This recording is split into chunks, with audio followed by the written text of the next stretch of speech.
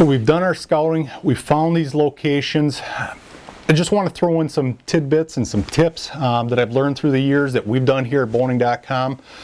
When it comes to our properties, whether it be a small parcel or a large tract of timber, one major tip, if I can leave you with one thing that's going to improve your hunting this year, is going to be the importance of sanctuaries, meaning leaving locations alone. The smaller piece of property you have, the more important that is in keeping that impact low. Game cameras, that's the #1 cause of this. Guys are always going in wanting to check their game cameras. They're great tools. They're great for taking inventory of what's on your property.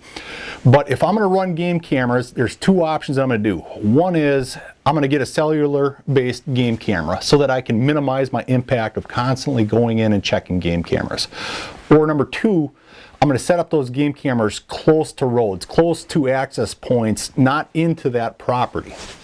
When it comes to scouting also, keeping those areas free of disturbance, I like to do my scouting from anywhere from December all the way up to about mid-June. You're going, Josh, what about stuff that's going on during the hunting season?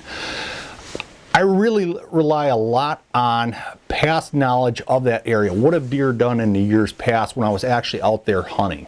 I don't like leaving scent, because you got to remember, you walk through an area, you're dropping scent. Even if you leave that area for a couple days afterwards, if you don't have a rain and the weather conditions are right, your scent can stay there for a long time. So yeah, you don't bump any deer going in or coming out, but what about the deer at night that are crossing your scent trail? They know you've been in there. So I like to stay out of those areas. There's always exception to the rule. If I'm looking at some new areas, some new locations, of course you got to go in and you got to scout. But if you have an area that you got a good idea of what's going on there, stay out of that area during the off season. My theory is if I'm going to be leaving scent or I'm going to be causing disturbance, I'm going to want a bow in my hand. I want to be hunting. I don't want to be doing it checking game cameras. I don't want to be doing it in scouting. So I do my scouting early. I find these locations. I'm doing it in March, February. Find those locations. I may come in June, kind of do a little bit of stand preps, and from there I pretty much back out and I quiet down. Like I said, there may be some times where I'll go in and do some in-season scouting, but I keep it very minimal, keep it very low impact. Since I've been doing that, I've seen more bigger caliber bucks.